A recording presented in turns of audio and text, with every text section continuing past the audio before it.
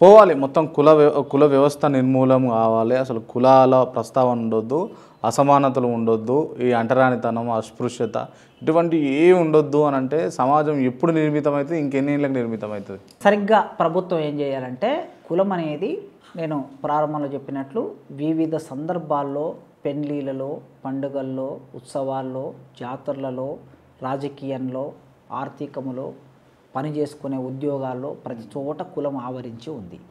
ఇది పోవాలంటే ఏం జరగాలి? మెదడులో కూడా ఆవరించి ఉంది ఇది. ఈ మెదడును ఫస్ట్ సెట్ చేయాలి. మెదడును సెట్ చేయాలంటే మనకి సినిమా ద్వారా, టీవీ ద్వారా, వివిధ సోషల్ మీడియా ద్వారా, అన్నిటికి మించి పాఠ్యపుస్తకాల ద్వారా మన పాఠ్యపుస్తకాలలో విద్యార్థులని కులము లేని విద్యార్థులుగా తీర్చిదిద్దాలి. దానికి తగిన సిలబస్ను రూపొందించి బోధన జరగాలి. అట్లా కొన్ని సంవత్సరాలు, ఒక 30-40 ఏళ్ళు, ఒక 50 ఏళ్ళు మనం ప్రాక్టీస్ చేస్తే ఒక 3-4 తరాలు బయటికి వస్తే అట్లా సినిమాల్లో కూడా కుల ప్రస్తావన ఉండకూడదు. కుల నిర్మూలనకి కావలసిన ఆలోచన విధానాన్ని సినిమాల ద్వారా చెప్పించాలి. టీవీ సీరియల్స్ ద్వారా కుల నిర్మూలనకు కావలసిన ఆలోచన విధానాన్ని చొప్పించాలి. తర్వాత సోషల్ మీడియా ద్వారా చొప్పించాలి, పాఠ్య పుస్తకాల ద్వారా చొప్పించాలి. సమాజ పథకాలు, ప్రభుత్వం ఇచ్చేటువంటి వివిధ పథకాలు కూడా కుల ఆధారంగా కాకుండా వారి సమాజంలో ఉన్న అంచివేత, ఆర్థిక అసమానతలు, వాటి ఆధారంగా ప్రభుత్వం ఇచ్చే పథకాలు రూపొందాలి. ఇట్లా రూపొందినప్పుడు కొంతకాలం తర్వాత కులం పోతుంది. దానికి తగిన పోరాటాలు కూడా సమాజంలో జరుగుతూ ఉండాలి నిరంతరాయంగా. అప్పుడు మనిషి ఆలోచన చైతన్యం పెరిగి కులం తగ్గుతుంది అనేది నేను అనుకుంటున్నాను. అండ్ అంబేద్కర్ గారు రిజర్వేషన్స్ తీసుకొచ్చింది అయితే కొద్ది కాలం పాటికే పరిమితం చేసి ఇవి ఉండాలి, దాని తర్వాత ఇవి తీసేయాలి అన్నది ఉందా రాజ్యాంగంలో? అది రాజకీయ రిజర్వేషన్లు మాత్రమే. ఆ రోజు ఆయన ఏం రాశాడంటే, ఈ దేశంలో దళితులు, ఎస్టీలు, బీసీలు సమాజంలో ప్రధాన స్రవంతికి రావడానికి ఒక 10 ఏళ్ల సమయం పడుతుంది. ఈ ప్రభుత్వం అంటే ఇన్నాళ్ళు బ్రిటిష్ వాళ్ళు పరిపాలించారు, ఇప్పుడు మనల్ని మనమే పరిపాలించుకుంటున్నాం కనుక ఒక 10 ఏళ్లలో ఈ సమస్యలన్నీ పరిష్కారం అవుతాయని అనుకున్నాడు. రాజ్యాంగ పరిషత్తులోని సభ్యులందరూ భావించారు.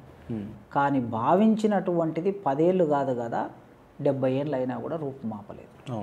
అది కొనసాగుతుంది, ఇంకా ఎక్కువ అవుతుంది రోజు రోజుకి. అసమానతలు పెరుగుతున్నాయి, ఆర్థిక అసమానతలు, సామాజిక అసమానతలు అన్నీ పెరుగుతున్నాయి. ఇవన్నీ పోవడానికి కావలసిన విధాన నిర్ణయాలని ప్రభుత్వాలు సరిగ్గా అమలు చేయటం లేదు. ఆయన రాజ్యాంగాన్ని సర్దార్ పటేల్, బాబు రాజేంద్ర ప్రసాద్, నెహ్రూ వీళ్ళ ముగ్గురు చేతుల్లో పెడుతూ ఒక మాట అన్నాడు. ఈ పుస్తకం గొప్పతనం అంటే రాజ్యాంగం అనే ఈ గ్రంథం యొక్క గొప్పతనం ఎలా ఉంటుందంటే దీన్ని అమలు చేసే వాళ్ళ మీద ఆధారపడి ఉంటుంది. అమలు చేసే వాళ్ళు గొప్పవాళ్ళు అయితే ఈ గ్రంథం గొప్పదవుతుంది, అమలు చేసే వాళ్ళు గొప్పవాళ్ళు కాకపోతే ఈ గ్రంథం చెడ్డదవుతుంది. కనుక 70 ఏళ్ళు దేశాన్ని పరిపాలించిన వాళ్ళు గొప్పవాళ్ళు కాలేదని మనకు 70 ఏళ్ళ తర్వాత రూఢి అయింది. సరిగ్గా అమలు చేయలేదని అర్థమవుతుంది. అమలు చేయకపోవటం మూలంగా ఇంకా దళితులు నిరక్షరాస్యులుగా ఉన్నారు, ఇంకా అంటరానితనం అమలవుతున్నది, ఇంకా ఉద్యోగాల్లోకి రాలేదు. భారతదేశానికి 15 మంది ప్రధానమంత్రులు మారితే ఒక్క దళితుడు కూడా ప్రధానమంత్రి కాలేదు. ఈ దేశంలో దళితుల జనాభా 100కి 25% దళితులు ఉన్నారనుకుంటే 25-30% ఉన్నారు దేశవ్యాప్తంగా చూస్తే స్థూలంగా. అంటే 100కి 30 కోట్ల మంది, దాదాపుగా 40-45 కోట్ల మంది దళితులు ఉన్నారు ఈ దేశంలో. 45 కోట్ల మంది దళితులు ఉన్నారు, ఒక్కడన్నా ప్రధానమంత్రి అయ్యారండి? ఎందుకు కాలేదు? 2% ఉన్నటువంటి బ్రాహ్మణులు 12 మంది ప్రధానమంత్రులు అయ్యారు. ఎందుకు అయ్యారు? 2% ఉన్నోళ్ళు 12 మంది అయ్యి 30% ఉన్నోళ్ళు ఒక్కరు కూడా కాలేదంటే కారణం ఏమై ఉండొచ్చు? అంటే వివక్ష కొనసాగుతుందనే కదా. చట్టసభలోనే వివక్ష కొనసాగుతుంది. జనరల్ సీట్లో గెలిపించారు, మీరు ఎక్కడన్నా దళితులు. ఎస్సీ రిజర్వ్డ్ అంటే ఎస్సీ రిజర్వ్డ్, ఎస్టీ రిజర్వ్డ్ అంటే ఎస్టీ రిజర్వ్డ్.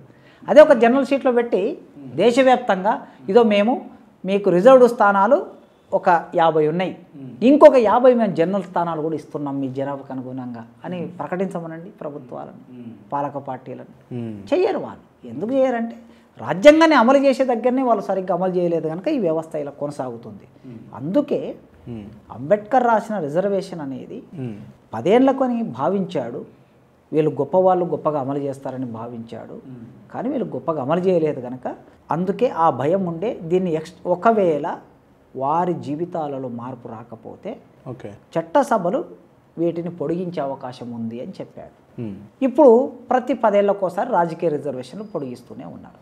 ఇక విద్యా ఉద్యోగాల్లో రిజర్వేషన్లు చూస్తే ఇప్పటికీ ఇంకా విద్యా ఉద్యోగ రంగంలో దళితులు, తర్వాత ట్రైబ్స్, తర్వాత బీసీలు, ఇవాళ బీసీలు రిజర్వేషన్ల కోసం కొట్లాడుతున్నారు. అవును, ఒక మేరకు దళితులైనా కొద్దిగా చదువుకొని వివిధ కొన్ని స్థానాలకు రాగలిగారు, వాళ్ళకి రిజర్వేషన్ ఉండటం మూలంగా.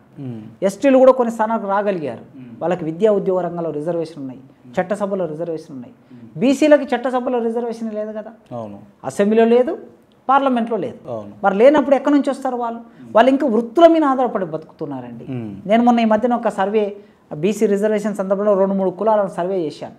చేస్తే 10 లక్షలు 15 లక్షలు ఉన్నటువంటి కుల జనాభా ఉంది వాళ్ళకి. ఆ జనాభా అంత ఉన్నటువంటి కులం నుంచి ఒక్కరు కూడా మంత్రి కాలేదు, ఒక్కరు కూడా ఎమ్మెల్యే కాలేదు, ఒక్కరు కూడా ఎంపీ కాలేదు, ఐఏఎస్ ఆఫీసర్లు కాలేదు, ప్రొఫెసర్లు కాలేదు. ఎట్లా మరి?